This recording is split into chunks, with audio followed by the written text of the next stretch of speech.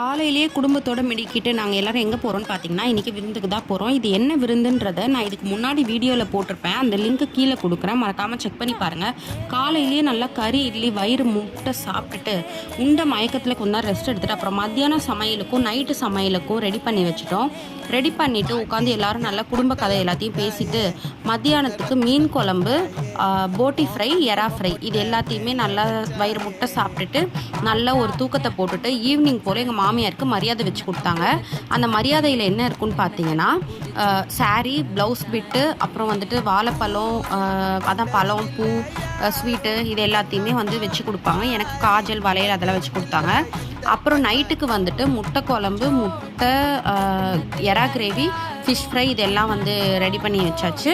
அப்புறம் எல்லோரும் வேலையிலேருந்து வந்தோடனே நல்லா எல்லோரும் எல்லா கதையும் பேசிட்டு வயிறு முட்டை சாப்பிட்டுட்டு அந்த டேவை கம்ப்ளீட் பண்ணியாச்சு.